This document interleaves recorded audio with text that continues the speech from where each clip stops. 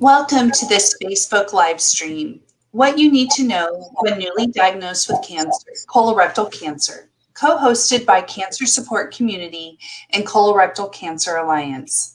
I'm Danelle Johnston, Senior Vice President of Mission Delivery at the Cancer Support Community. For those of you who may not know, the Cancer Support Community is the largest professionally led nonprofit network of cancer support worldwide. CSC is dedicated to ensuring that all people impacted by cancer are empowered by knowledge, strengthened by action, and sustained by community. We offer the highest quality social and emotional support online, over the phone, and through the local cancer support communities and Gilda's clubs across the U.S. and in 3 other countries. Today, I'm joined by Stephanie Rouse, a certified patient and family support navigator with the Colorectal Cancer Alliance, an organization that shares similar mission and vision as CSC, but focused on colorectal cancer. Stephanie, would you like to tell us a little bit about yourself and the Colorectal Cancer Alliance? Hi, thank you. I'm Stephanie Rouse, and as Danelle mentioned, I'm a certified patient and family support navigator with the Colorectal Cancer Alliance. At the age of 22, I was diagnosed with familial adenomatous polyposis, also known as FAP, that required me to receive a permanent ileostomy. I currently live with Rosie the stoma, and I'm an advocate for awareness and breaking the stigma of ostomies. I found the Alliance through their Portland Undie Run, which are now called the Walk to End Colon Cancer, and it changed my life, inspiring me to pursue a career with the organization. The Colorectal Cancer Alliance strives to empower a nation of allies who work with us to provide genuine support for patients and families, caregivers and survivors, and to raise awareness of preventative measures and to inspire efforts to fund critical research. Thank you, Stephanie. Well, before we get into talking about what you need to know about being newly diagnosed, I think it's really important, Stephanie, that we take a moment to talk about the cancer care continuum. When we look at the cancer care continuum, you have community outreach, prevention, and screening. And then at screening, often patients are then diagnosed, receive treatment, and move on into survivorship of end of life. And we're really going to kind of focus in that diagnose treatment part of the continuum today in our discussion. But we'll take a moment. I think we have a responsibility to talk about prevention and screening and what are the recommended guidelines. So Stephanie, would you like to speak to those screening guidelines? Absolutely. So under the newly released recommendations, adults aged 45 to 49 at an average risk for colorectal cancer should receive routine colorectal cancer screenings. Previously, the task force recommended that the screening age begin at 50 and extend through age 75. However, recent studies have shown that new cases of colorectal cancer in people aged 40 to 49 years have increased by almost 15% since the year 2000. The task force still recommends that people between the ages of 76 and 85 should still be screened for colorectal cancer on an individual basis as determined by their doctor. Thank you, Stephanie. Now, as we dive into this next piece of our discussion, I really want to first thank you for sharing your story and being courageous to discuss your own personal experiences, because I think storytelling is so powerful for our patients and families. So Stephanie, can you share from your own experience about the importance of self-advocacy and becoming informed about your diagnosis? Absolutely. So one thing that I have learned through this process is we as individuals are our best advocates. Doing our best to get knowledge and to research what we have been given to us. And I could especially testify to the importance of early screenings. As I mentioned, I was diagnosed at the age of 22 with a colonoscopy, which is very rare. But that colonoscopy at the age of 22 saved me from getting full-blown colorectal cancer. So I am definitely a testament to early screenings. Absolutely. So what are some of the programs that the Colorectal Cancer Alliance provides patients and families to learn about your diagnosis? So we actually have an informational and educational link on our website. It's actually ccalliance.org/journey. And it'll ask you specific questions about if you're the patient, caregiver, where your role is, and just kind of, it's a dynamic thing to where it'll change with every question that you answer. So it really can give you the more information to how to proceed with what role you are in, whether it be the patient, the family member, or the caregiver. So that is a very helpful link. We also have our navigation on our helpline where us navigators can help guide you, break down barriers of finding the resources needed. So we do have a wealth of resources and education that we can help with. That's fantastic. And Cancer Support Community has a series called Frankly Speaking About Cancer that you would be able to access as well. And our link to our website will be put in the chat of our discussion today. Also, we definitely have some resources too to help learn how to who's on your care team, how to have discussion with your care team, and even learn more about clinical trials. But I think it's really important that when you're becoming informed about your diagnosis, that you ask questions and get the facts about your diagnosis. Write questions prior to your office visit. Bring someone to take notes during the office visit or record them and listen later. Questions may come to you at any time, so keep a notebook nearby and write them down.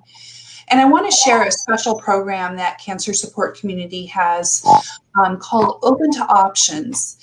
And this is where it's a free service online where you will get put with a community navigator, which is a clinically licensed social worker that will help you prepare for your visit to discuss your treatment options with your medical team. So this is a really great visit to have prior, newly diagnosed, and before you go back to really discuss your plan of care, to go through this Open to Options program. And it will help you prep with questions, talking about what is important to you, what are your life goals, what are your goals in treatment. So it then helps formulate those questions to ask your care team. So it's important not to be afraid to speak up. Work with your care team to make decisions. Tests, treatment, and care plans should be based on clinical evidence while balancing treatment risks and benefits with your preference and values. So Stephanie, can you share with us the importance of putting together the right medical team? That is probably one of the most important things that can be done.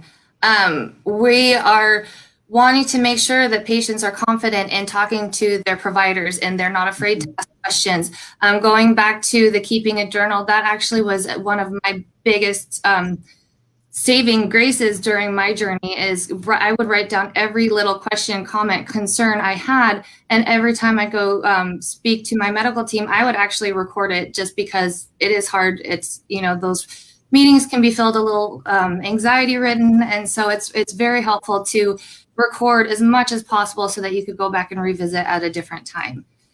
With my medical team, I was very, very, very fortunate that they connected with each other. My surgeon connected with my PCP, who connected with my GI. This is something that should be done, and we really urge patients to advocate to try and do that for themselves. But finding a medical team that was right for me literally saved my life. I actually live 8 hours from my surgeon now, and him and I both agreed that we do not want to transfer me to anyone else. So when you find someone you like, you usually want to stick with them. That's important, and building that trust with your care team is so vital. So we just want to, again, Stephanie and I just want to reference that both the Colorectal Cancer Alliance has a helpline with special navigators, along with Cancer Support Community's helpline with community navigators to help you access any information, resources, and support you may need during your journey. And sometimes you don't know what you need. And so just being able to get on the phone with a navigator and kind of talk through where you're at and what are your fears and concerns, they can help guide you through the next steps. So I really encourage you to leverage these wonderful resources to seek guidance and support. So the more you know, the more prepared you are to make informed decisions about treatment, the more empowered you are, right, Stephanie? As you shared in your own journey. So in your journey, Stephanie, did you seek a second opinion? Absolutely. And with me being so young and my condition being as severe as it was, my gastroenterologist was the one who actually suggested me getting a second opinion just for my own confirmations and just to relieve my own anxiety. And he also recommended all of my family get screened since this is a familial condition. So he wasn't on top of just my case. He was on top of making sure my family was getting checked as well. That's wonderful. And I just kind of want to demystify some of the fear. I often, my background is I'm an oncology nurse for over 25 years in training and have spent many conversations with patients and families after they've been diagnosed and they're in the throes of making treatment decisions and often wanting to seek a second opinion, but fearful of what is my physician going to say if I ask for a second opinion? Are they going to think I don't trust them, or are they going to get mad at me? And I just want to encourage you that it is quite normal and often expected that patients go and seek a second opinion to get guidance. And if you don't have a physician that supports that, that is a cue to look for a physician, because we talked about the important role, the role trust plays, right? So we encourage you, if you feel you need a second opinion, to share that with your physician, and they will help provide guidance on where to seek that. Any additional thoughts around seeking a second opinion, Stephanie?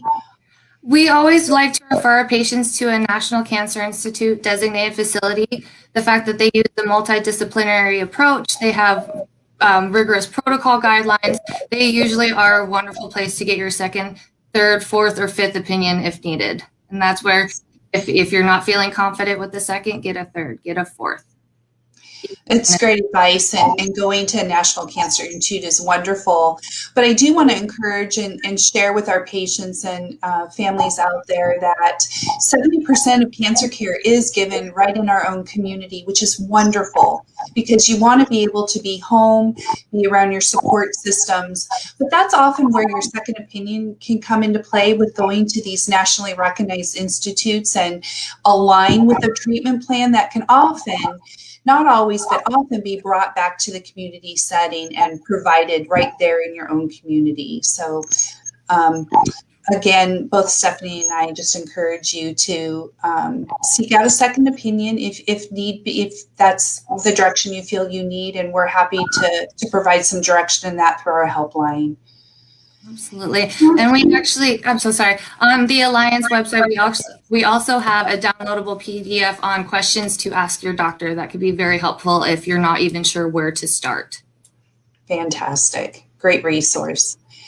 So cancer treatment has evolved to provide what we refer to as personalized medicine, which means the cancer care team assesses many factors about you, your family history, the biology of your tumor, to develop a personalized treatment plan. You may hear this referenced as precision medicine. So Stephanie, what has been your own experience in a personalized treatment plan? What type of testing did you need to seek? Well, for FAP, it is a lot of genetic testing done, but it also helped me to make some connections.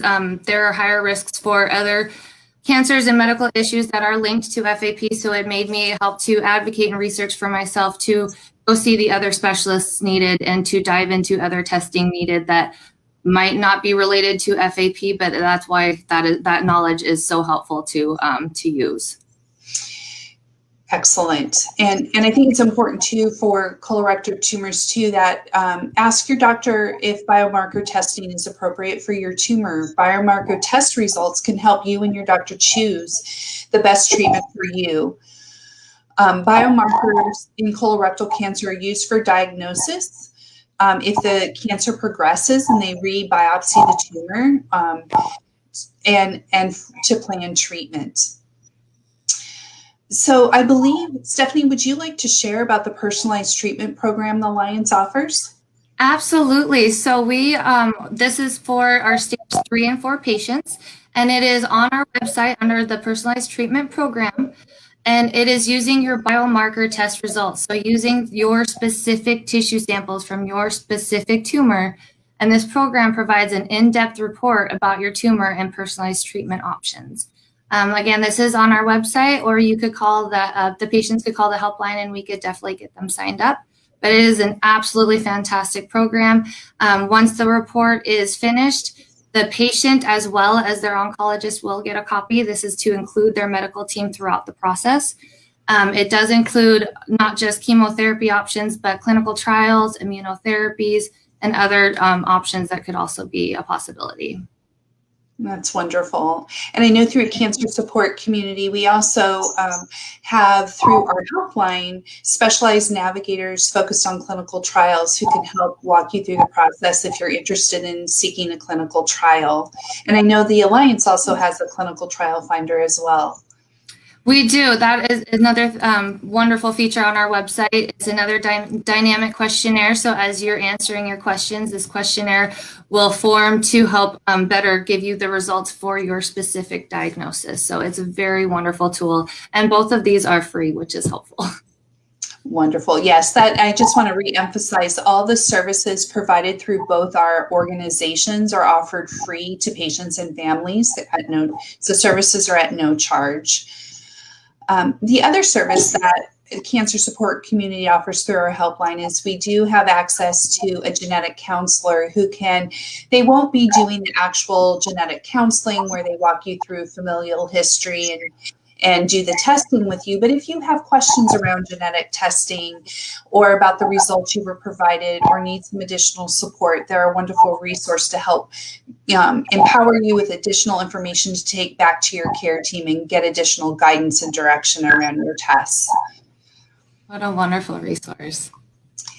So as we've been talking, we've discussed the importance of becoming your own advocate, becoming informed about your diagnosis, and the role of testing. But we cannot stress enough that this journey, you don't need to face this alone. Coping with life while you're going through colorectal cancer treatment can be hard. Accept the help when you can and don't be afraid to ask for specific help that you want or need. So Stephanie, in your experience, when did you realize that you needed to seek support? After my diagnosis and I had been told that I would need a permanent ostomy, that was a foreign language to me. So I knew right away that I was going to need some support to get through this. And that's, like I said, luckily I found the Alliance through one of their, the undie runs, like I said, now walk to end, and it changed my life, finding that help with them. But not only that, but I'm someone that likes to keep complete transparency. I was very open with my friends, with my family, with everyone around me, not just to let them know about me, but to help educate and to help break the stigma and to help share awareness of the importance of screening and knowing your symptoms and realizing that this disease knows no age. So that's where I was really big on spreading the word and taking any support and help that would come my way. I'm actually from a small town that they threw like a concert for me just to give me support, me, uplift me into the journey, and just knowing that I had that community behind me made the world of difference. So it could be a little, it could be very difficult at first to have to ask for that kind of help. But at the same time, it is a beautiful thing to know that people care, and it's a great way to spread the word of awareness and education. Absolutely. What a wonderful testament to the community around you, and the difference it made. And now that you're giving back, which is a beautiful thing. So through the Cancer Support Community, you've heard me reference now a few times that we have a helpline where we have licensed clinical community navigators, as well as resource specialists that are available live as well as through webcam or chat to provide support, coaching, resources, and talk about your cancer experience, as well as assisting you to remove barriers to care and address patient and caregiver distress. I know that the Colorectal Cancer Alliance also offers a buddy program. Would you like to share a little bit about that, Stephanie? I would love to. This is such a beautiful program that we have. This is a peer-to-peer program where volunteers who have gone through this journey want to help mentor others in need. And this is not just for patients, this is for their family members, their friends, their caregivers.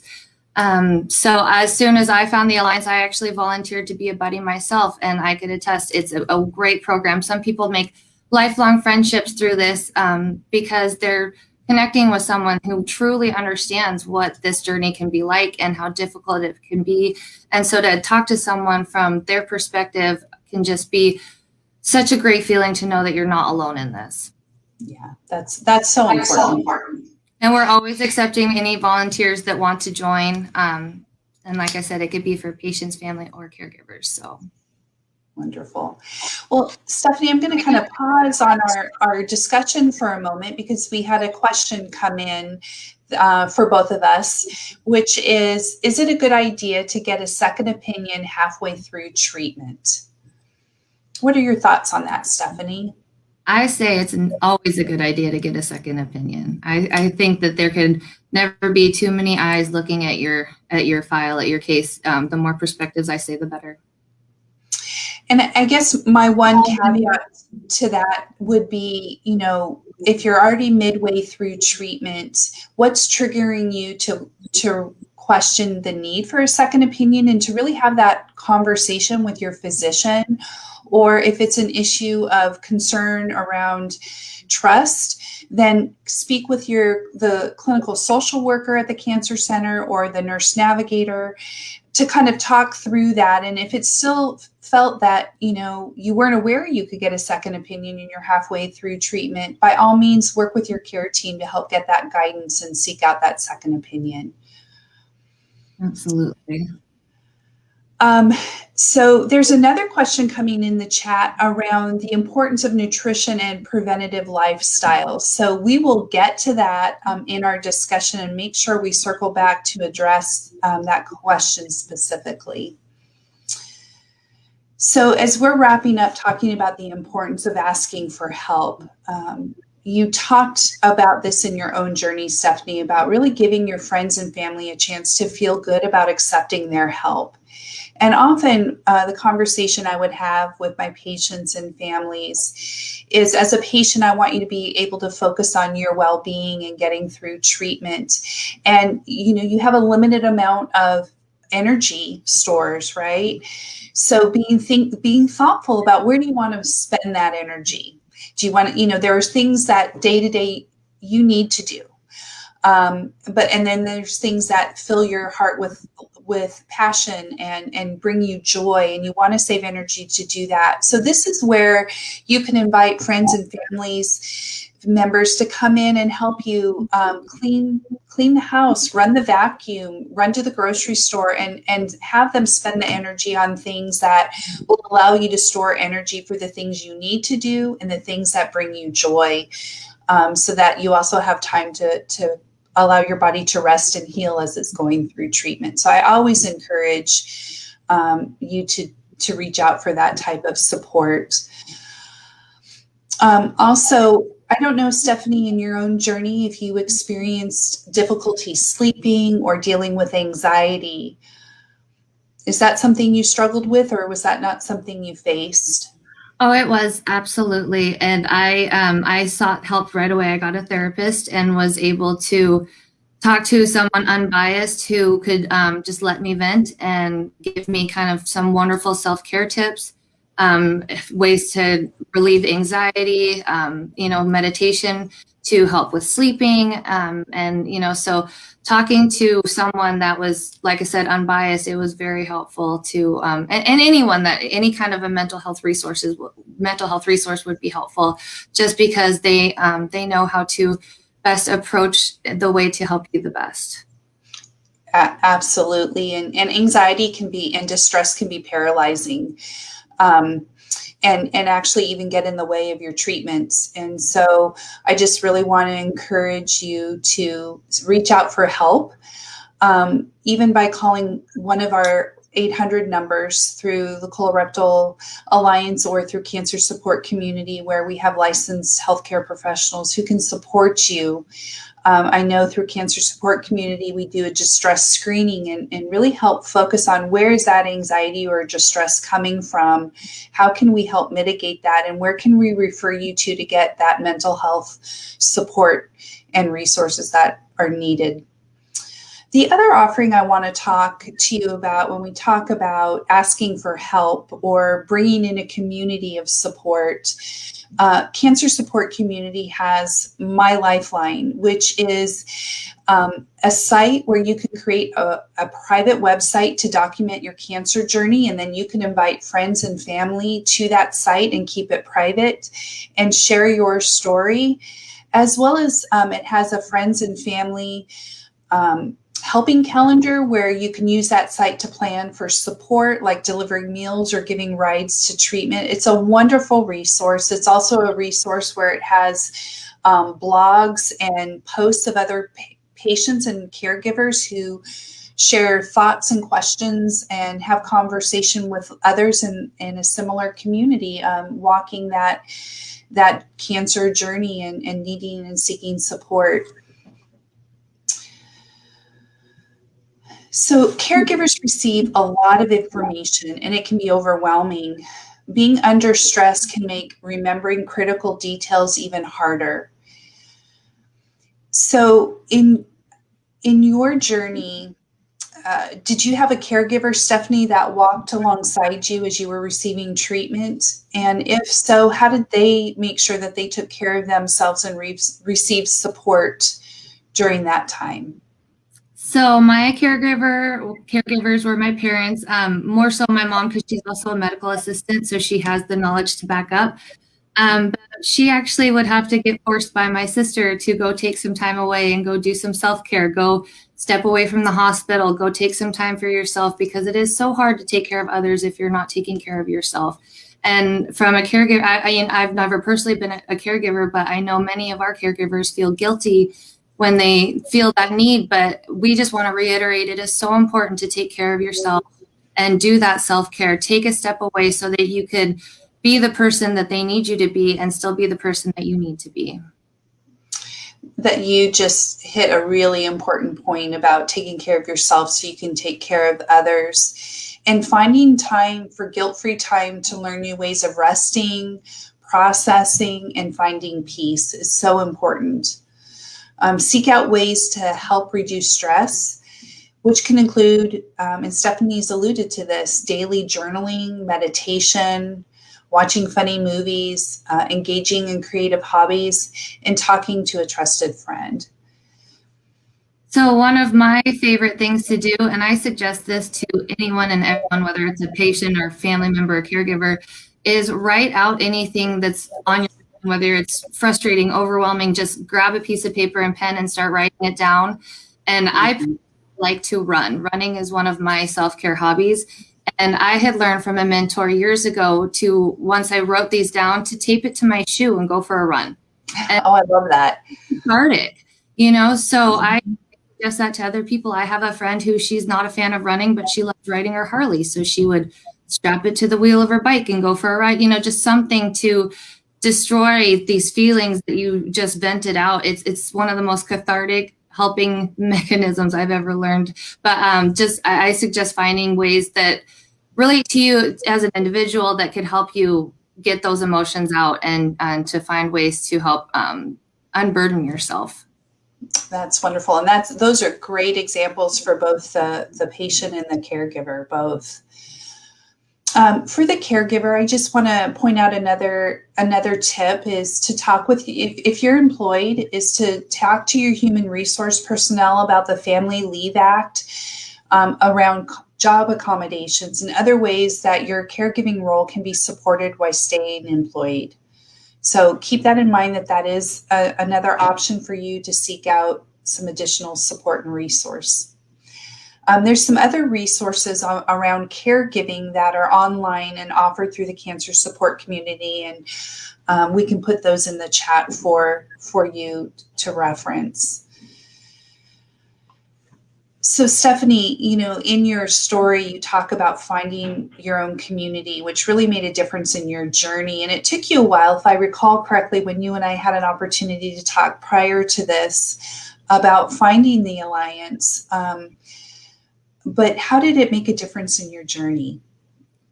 Well, a new cancer diagnosis can feel so isolating. The loss of hope, loneliness, and worry are some of the challenges of that people feel living with colorectal cancer. For me personally, I had never known what an ostomy was, let alone knew another person with one. And so I had found the undie runs, and there was hundreds of people with these same situations, and it was knowledge about the disease, it was knowledge about ostomies. It was the most loving and caring and compassionate group of people I've ever really been around, and I was hooked from that moment. It's so inclusive, and everybody just wants to pick each other up and support each other. So I love doing. They're now called the Walk to Ends. It's the 5K fundraisers. And just getting to know those people and being around them in such an uplifting environment, it's beautiful. But we also have a lot of online support, which especially, nowadays is so helpful. We have our private Facebook group. It's called Blue Hope Nation, and it is full of survivors, caregivers, friends, and families from across the world. And we are very protective of that page. So we keep it to family, friends, and patients only. We have our secure private website that's Ally to Ally. It was created by the Alliance, and it's its own social media platform for community sharing, discussion, and service. And then we have our patient and family support group chat. That's our daily chat from Monday through Friday on our website, where there's a community that it's, again, patients, family, caregivers, where they chat for this hour daily. And it's kind of a group of regulars where they love getting to talk to each other. They feel like they're family. And anytime there's new people, they are just so welcoming. And how can I help you? What can we do for you? They're there to make you laugh. They're there to be a shoulder to cry on. It's really beautiful. That's wonderful. And I just want to reemphasize some of the support resources available through Cancer Support Community. So you've heard me mention now several times the helpline, and I can't stress that enough about what a rich resource that is. And that's available Monday through Sunday. So 7 days a week, or Sunday through Saturday, 7 days a week. We've talked about My Lifeline, which is that online community. And I'd also like to introduce that Cancer Support Community has over 50 affiliates across the United States, and we have 3 international groups as well. And we have out of those affiliates, we have over 175 locations where you can connect a local affiliate for in-person or virtual support programs, yoga classes, educational workshops, and more. So you can visit our website and identify where the closest affiliate location is to you and seek out local support as well. So don't let the cancer-related thoughts consume you. Allow yourself to take time away from the disease. Self-care is so incredibly important to help manage stress and help with providing quality of life. And this kind of goes back to the question around the importance of nutrition and lifestyle. Although the question was around preventative lifestyle, I think these behaviors can help us even in our cancer journey. So Stephanie, how did you manage stress? Like I said, I did a lot of running. I actually did a half marathon not too long before I had my colectomy surgery. That was a really nice, self-care thing that I did for myself. But I have a lot of hobbies that I try and focus on. I have my music that I play instruments. I love to take my dog out on hikes. My husband is incredibly supportive, and he likes to take my mind off things. We have a lot of fun activities we go do, visiting with friends and family, just really trying to enjoy as much of, enjoy everything and everyone around me. This journey has really changed perspective in helping me to appreciate life. Absolutely. Sure.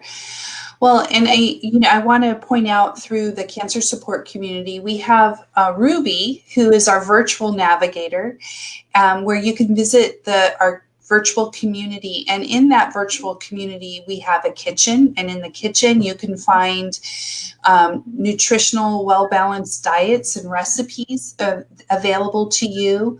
We have a library that is full of resources. We have a mind and body studio where you can do meditation and do some yoga. We have a support room, and we also have our action center where you can get engaged in our policy and advocacy work that happens through Cancer Support Community and make your voice heard. So there's many wonderful resources through the virtual community that you can engage in that really helps with self-care and making sure you're taking care of yourself. I think it's important, Stephanie, as we kind of round out our discussion, to make sure we talk about how financial burden is very real for cancer patients and families. Financial toxicity can be devastating for many. But I think it's important that we talk about that there are support services available to help and provide information, guidance, and help to connect additional resources, insurance, employment, and financial resources. So Stephanie, what were some of the challenges financially that you faced as a young woman facing your treatment? Well, especially with my age and needing the frequent colonoscopies, I needed to learn more about insurance. So I met with my local insurance agent to have them go over my plan with me to help me understand what the coverage was, what I was going to need in the future. So that's, again, being your own advocate and taking charge and learning the most about your insurance as possible to make sure that you are in the right plan. Financial toxicity was something that hit me hard because of my lack of understanding of my insurance, my age. There was a lot of factors there. It's not something that people should be dealing with when they're going on this medical journey. That is where, learning through your work, if there's anything that your employer has to offer, finding other ways, if there's check your prescription drug coverage. Many cancer drugs are considered specialty medications, and we actually have in our support and financial resource guide, we do have numerous assistance listed. Many of them are for medical copays, but just really gaining an understanding of what is covered and what your employer, your insurance, everything that's connected to you, what they will cover, how they will cover, and what you need to change in order to get what you need covered. Mm-hmm, mm-hmm. So really, it's important that you're informed about your insurance plan and the benefits that fall under that, fall under your prescription plan, as well as learn about the benefits through your employer. So again, I just want to encourage that there's some wonderful resources through Cancer Support Community that provides you guidance around educating around insurance and employer benefits, as well as through the helpline. We do have a financial navigator who can provide guidance. And I want to kind of toss this back to you, Stephanie, to ask what other resources the Alliance has to offer around financial toxicity as well. So one of our navigators is actually an insurance specialist. So she really helps people with the ins and outs of understanding what their premiums are, what their benefits are, reading between the lines. So she is one of the best resources when it comes to that. We really try and stay up on lots of other organizations that offer financial resources so we could, help refer our patients out to them. We do our best to just break down any barriers we find with our patients. So it kind of just depends on the individual, but we look into, as much as we can to help them in breaking down those barriers. Excellent. So Stephanie, we've kind of run through our 10 tips.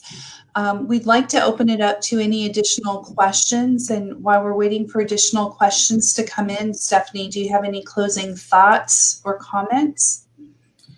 I am just really grateful that we were able to do that. And I want to thank you as well as the Cancer Support Community and from Merck.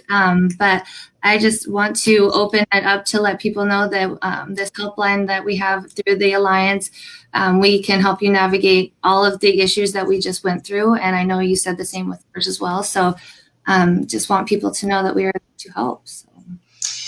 Right. Thank you, Stephanie. And I just want to reinforce, we're a community. We're in this as your alliance and as a cancer support community. We're locked arms and caring for the cancer community and offering support. And there's a lot of rich resource.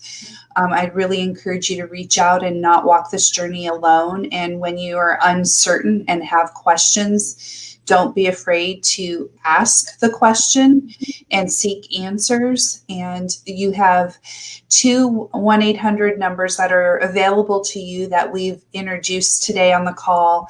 And there are people on the other line who are trained professionals waiting and willing to support you and your caregiver with any questions that we can help or provide resources and support. So I encourage you to not hesitate to ask for help and reach out and take a hold of the resources that are out there. I too, Stephanie, just want to say a special thank you to the Colorectal Cancer Alliance. It's been a pleasure to work alongside you as we've been pulling together the top 10 what you need to know when diagnosed.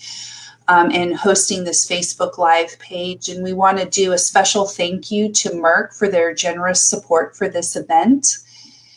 And thank those of you who are on the other end of Facebook Live who've engaged with us during this session. Thank you for your time and attention today. And we wish you well. And thank you so much. Thank you.